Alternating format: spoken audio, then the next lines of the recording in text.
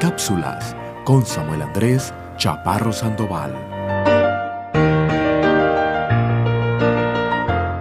Mis muy queridos amigos, nuevamente es un gran gusto poder compartir con ustedes lo más importante en la vida, que es el entender y conocer quién es Dios, pero no como un negocio, sino realmente como lo que es, como el entendimiento y conocimiento de la palabra de Dios para no ir eternamente a la ira venidera de Dios, que es lo que pocos hoy hablan.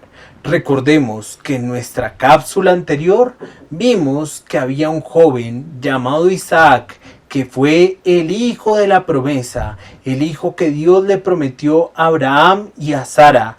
A la edad de 75 años de Abraham, Dios le va a prometer este hijo. Dios cumple la promesa cuando Abraham tiene 100 años y aproximadamente van a pasar 17 años, es decir, Isaac va a tener 17 años o la edad posiblemente era esa, ¿no? Y cuando Dios le pide a Abraham que vaya y sacrifique a su hijo Isaac. Es decir, que Abraham prácticamente tendría 117 años. Recordemos que este señor Abraham va a madrugar y va a llevar los elementos para el sacrificio. Va a llevar el fuego, va a llevar el cuchillo y va a llevar la madera. Recordemos que ellos llegan hasta un sitio. Y en ese sitio Abraham le dice a sus criados que se queden. Algo que no había citado y que cito hoy es que posiblemente Abraham le dijo a sus criados que se quedaran porque si ellos veían que Abraham iba a sacrificar a su hijo Isaac, podían no impedir que se diera esto. Bueno, entonces Abraham le dice a sus criados que él iría y volvería, pero no solo, sino con el muchacho. Y ahí vemos la fe tan grande que tiene Abraham, que Abraham desde allí creía que él iba a matar a su hijo, lo iba a degollar, pero no solamente eso, sino que si lo degollaba, Dios lo resucitaría de entre los muertos. Entonces ellos ya están llegando al lugar del sacrificio, el monte Moriah. En el monte Moriah, antes de llegar, Isaac le va a preguntar a su padre: Padre, ¿dónde está el cordero? Y Abraham le responde: Dios se proveerá.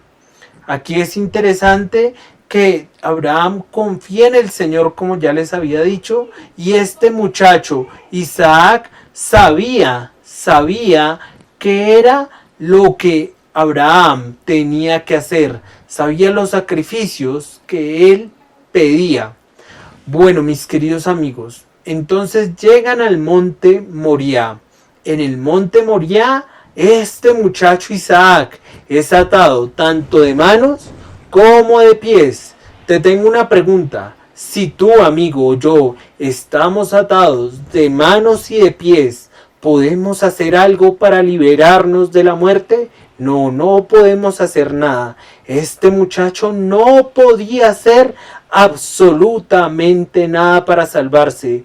Y tú, amigo, y yo no podemos hacer nada para salvarnos de la ira venidera de Dios. Lo único que nos queda es morir.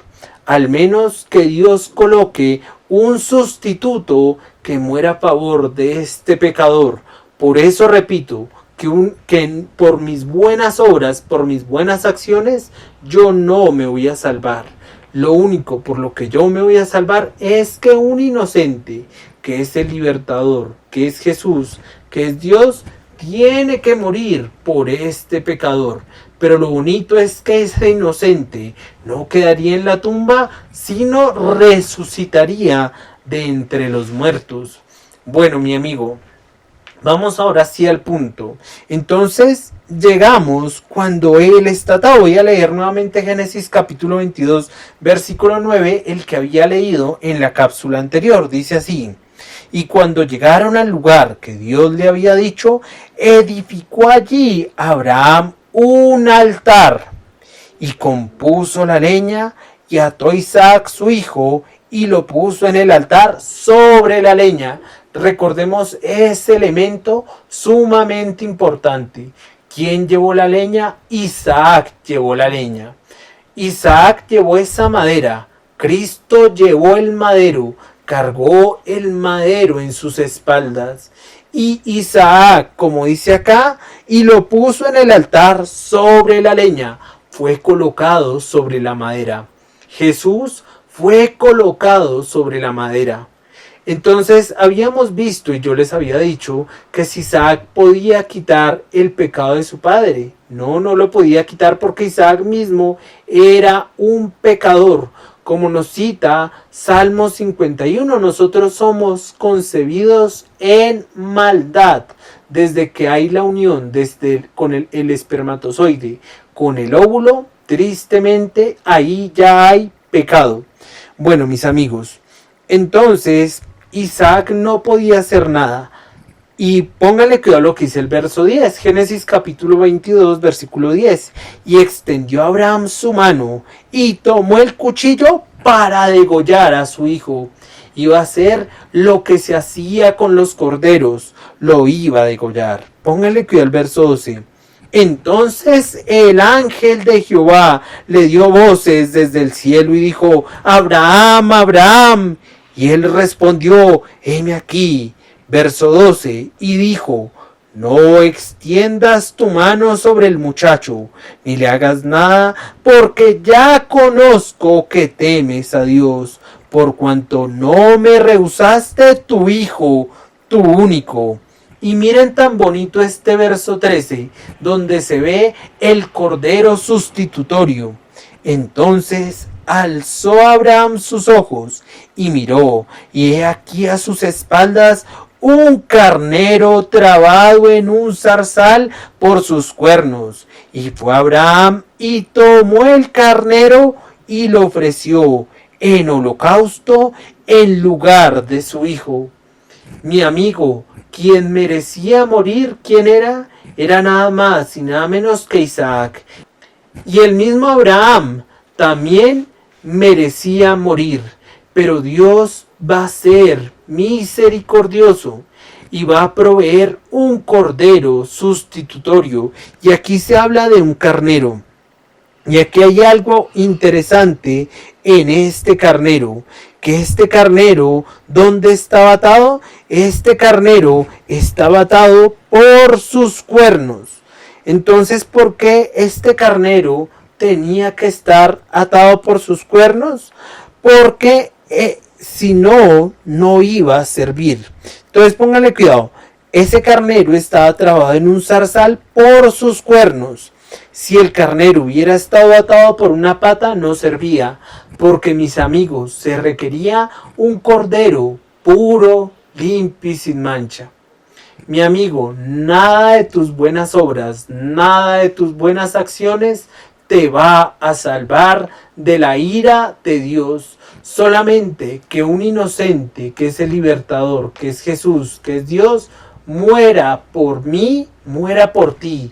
Es lo único que nos va a librar. Y lo bonito es que ese libertador no queda en la tumba, sino que resucita. Mi amigo, ¿has depositado la fe en Él o piensas aún que por tus buenas obras te vas a salvar? Efesios capítulo 2, versículo 8 y 9. No por obras, versículo 9, para que nadie se gloríe.